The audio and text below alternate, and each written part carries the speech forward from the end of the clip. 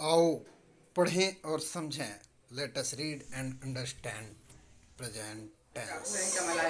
पिछले वीडियो में हमने जाना कि टेंस के 3 प्रकार होते हैं: present tense, past tense, future tense. और तीनों के 4 भेद होते हैं: इंडेफिनिट, कंटिन्यूअस, परफेक्ट और परफेक्ट कंटिन्यूअस। आज हम प्रेजेंट टेंस को डिटेल में पढ़ेंगे, जानेंगे कि प्रेजेंट टेंस की पहचान, वाक्य स्ट्रक्चर, यानी Hindi to English, Hindi into English कैसे ट्रांसलेट करते हैं। तो प्रेजेंट टेंस, इसे हिंदी में कहते हैं वर्तमान काल। There are 4 types of present tense. First, present indefinite tense, अनिश्चित वर्तमान काल। सेकेंड, प्रेजेंट कंटिन्यूअस टेंस, अपूर्ण वर्तमान काल। थर्ड, प्रेजेंट परफेक्ट टेंस, पूर्ण वर्तमान काल। Fourth, present perfect continuous tense, पूर्ण अपूर्ण वर्तमान काल। अब प्रेजेंट इंडेफिनिट टेंस को हम डिटेल में जानेंगे। तो प्रेजेंट इंडेफिनिट टेंस की पहचान है, जैसा कि हमने पहले वीडियो में भी जाना है कि हर दुनिया में हर चीज का अपना पहचान होता है। तो प्रेजेंट इंडेफिनिट टेंस का पहचान है, हिंदी वाक्य के अंत में ता है, ती है, ते हैं, ते हो, ता हूं या ती हूं, ये इनमें से कोई सा भी एक आ जाता है, हिंदी वाक्य जो भी है और उसमें से कोई सा भी एक आ जाता है तो वो प्रेजेंट इंडेफिनिट टेंस होगा। अब प्रेजेंट इंडेफिनिट टेंस होगा, ये हम जानेंगे कैसे। जैसे उदाहरण देखते हैं, है, इसमें है आया यानी प्रेजेंट टेंस ही होगा। इसमें है आया प्रेजेंट है आया प्रेजेंट है, हूँ आया प्रेजेंट है। अब प्रेजेंट इंडेफिनिट टेंस इंडेफिनिट है करके जानेंगे, कैसे जानेंगे, तो इसके पहले आएंगे। तो इसमें ती आया, ती है प्रेजेंट इंडेफिनिट है। ता है प्रेजेंट इंडेफिनिट है। इसमें ती है तो प्रेजेंट इंडेफिनिट है। ता हूं तो प्रेजेंट इंडेफिनिट है। यानी हम हिंदी के वाक्य को अंतिम से देखते हैं और इस चीज से हम पहचानते हैं कि ये प्रेजेंट है कि पास्ट है कि फ्यूचर है। उसके बाद प्रेजेंट है तो प्रेजेंट का कौन सा भेद है, क्योंकि ये प्रेजेंट है तो वो इंडेफिनिट हो सकता है, कंटिन्यूअस हो सकता है, परफेक्ट हो सकता है या परफेक्ट कंटिन्यूअस हो सकता है। तो उनमें से कौन सा है ये जानने के लिए हम आगे देखते हैं। तो है कि पहले ता आया यानी ता है, ये ती आया यानी ये ती है। तो ये हम अब कंफर्म हो गए कि प्रेजेंट इंडेफिनिट टेंस है। अब प्रेजेंट इंडेफिनिट टेंस है तो इसकी स्ट्रक्चर यानी वाक्य की रचना करेंगे। तो कैसे करेंगे? सब्जेक्ट यानी होता है कर्ता या उद्देश्य, जिसको बोलते हैं कार्य के करने वाले। जैसे यहाँ सब्जेक्ट शुरू में, सबके शुरू में मैक्सिमम देखा जाए तो शुरू में जो आता है वो सब्जेक्ट ही होता है हिंदी वाक्य में, और उसी को हम अंग्रेजी वाक्य में भी जस का तस उतार देते हैं, जैसा उसका नाम या सर्वनाम जो रहता है, यानी नाउन या प्रोनाउन रहता है। सब्जेक्ट हम जैसे इसमें है रिया, ये रिया सब्जेक्ट है,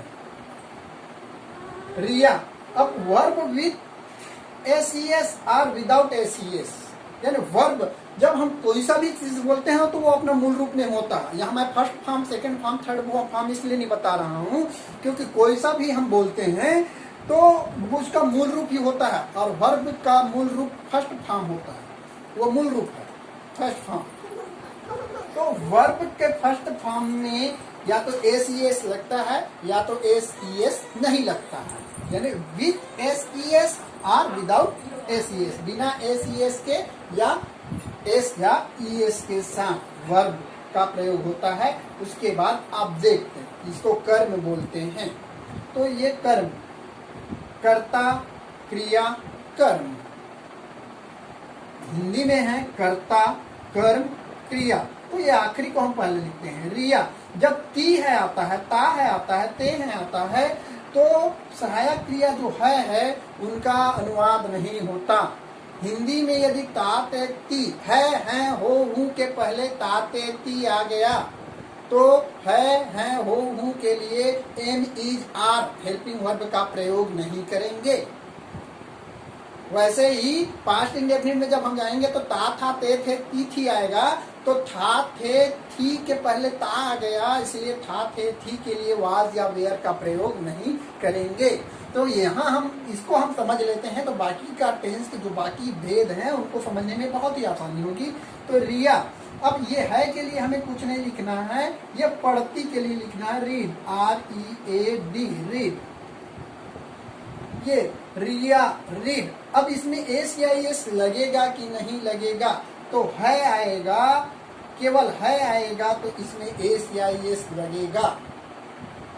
लेकिन यदि है कि छोड़ है आ जाता है, हो आ जाता है, हूं आ जाता है, तो एस या एस नहीं लगेगा, केवल है आएगा तभी एस या एस लगेगा।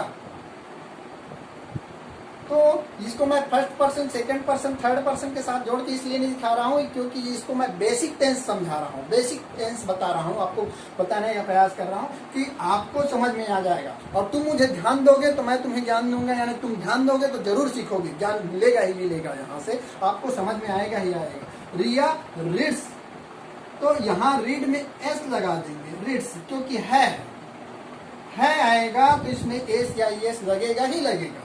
रिया रीड्स, अब क्या पढ़ती है, ये बच गया बुक, तो बुक रहता है तो एक साथ कई बुक नहीं हो करके ए बुक जोड़ देती है इंग्लिश में, ये ए आर्टिकल लग जाता है, तो रिया रीड्स ए बुक।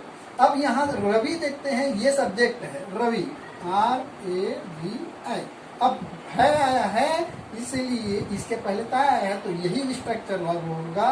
अब दौड़ता, तो दौड़ना के लिए ये रन होगा, RUN रन। अब इसमें हम देखेंगे क्योंकि है आया है तो है रहेगा तो एस या एस लगेगा ही लगेगा, तो ये रन्स हो जाएगा। रवि रन्स कैसे दौड़ता है, तो तेज के लिए हो जाएगा फास्ट, रवि रन्स फास्ट। अब वह गाना गाती है, इसमें भी है आया है तो ये वह के लिए ये स्त्रीलिंग है, फेमिनाइन है कि मैस्कुलाइन है, स्त्रीलिंग है कि पुल्लिंग है, ये जानने के लिए यहाँ क्रिया देखते हैं। तो गाती है यानी ये सी है, ही नहीं है, क्योंकि गाती है तो सी, तो सी।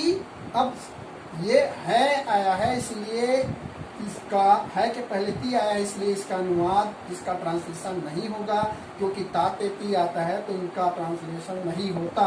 अब देखते हैं सी, अब गाना का करेंगे, क्या गाती है, गाना गाती है तो गाना यानी ये वर्ब है तो सिंग, SING, अब इसमें एस लग जाएगा, सिंग्स।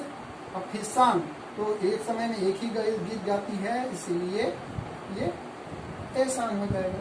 अब मैं जांजगीर चांपा जिला में रहता हूँ, ये हूँ आ गया, केवल है आएगा तो एस या एस लगेगा, बाकी है, हो, हूँ आया तो एस या एस नहीं लगेगा, वो मूल रूप में ही रहेगा, वर्ब का फर्स्ट फॉर्म ही रहेगा, पहला रूप। केवल वर्ब बोल देते हैं मतलब वो पहला रूप ही है। तो ये सबसे पहले आई आ जाएगा सब्जेक्ट।